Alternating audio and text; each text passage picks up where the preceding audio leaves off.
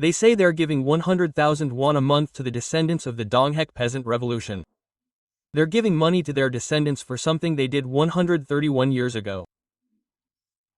I thought this amount was smaller than I thought. First of all, giving money to their descendants gives them the perception that the Donghak Peasant Revolution was a good thing.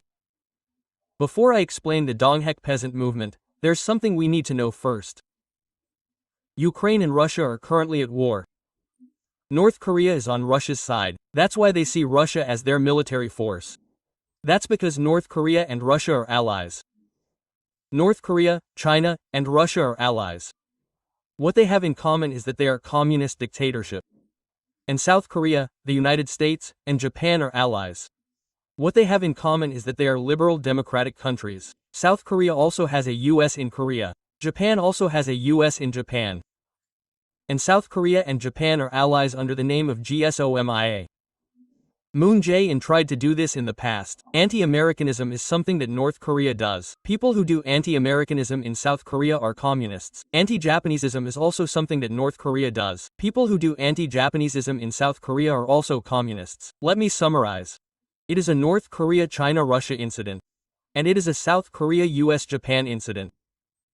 We must first understand the identity of a communist dictatorship and a liberal democratic country. I will talk about the Donghak Peasant Revolution. I learned about the Donghak Peasant Revolution when I was in school. It was renamed to the Donghak Peasant Revolution under the Moon Jae-in administration. The Democratic Party focuses on the Donghak Peasant Revolution. I will explain why no one teaches it. It was originally called the Donghak Rebellion or Donghak Peasant Movement. It happened in 1894. Donghak is a religion that combined Buddhism, Taoism, and Confucianism. The beginning of Donghak was a religion that arose in opposition to Western learning, or Christianity. During the time of these two leaders, the people were furious with the politics of Jeolla-do Governor Jo Byung-gap. Then, a popular uprising broke out, centered around a man named Jeon Bong-jun, to overthrow the Jeolla-do governor. That was the beginning of the Donghak Peasant movement. Joseon did not have the power to fight this, so it asked for help from the Qing dynasty of China. Seeing China entering Joseon, Japan entered Joseon to check China. This also became the trigger for the Sino-Japanese War. The first uprising was to overthrow the Jeolla-do governor. The second uprising was to resist Japan. In the Battle of Ujiamchi, 30,000 peasants died and 1 Japanese person died. This was because Japan had guns. And the Donghak Rebellion ended.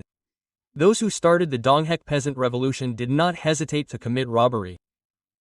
They looted and burned houses and villages, raped women, killed people, and tortured them. They forced people to join the Donghak Peasant Revolution and used them as human shields at the forefront of battle. Let me summarize. They decided to give money to the descendants of the Donghak Peasant Revolution that took place 130 years ago. They are trying to positively package the Donghak Peasant Revolution. The Donghak Peasant Revolution is not something to brag about. The important meaning of the Donghak Peasant Revolution was that it started as a fight against Western Christianity and ended with a fight against Japan.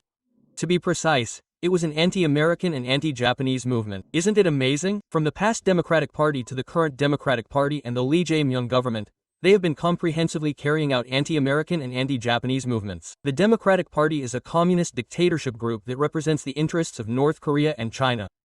The Donghak Peasant Revolution was a robbery against civilians.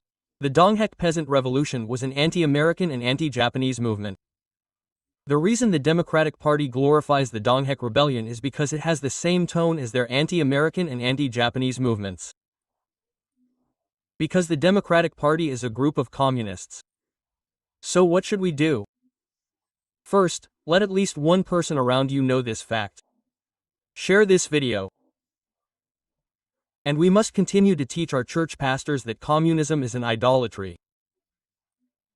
We must tell them that this is not limited to politics, but an issue related to the salvation of souls and idolatry. Even if they don't listen, we must go back and tell them. We must continue to do this.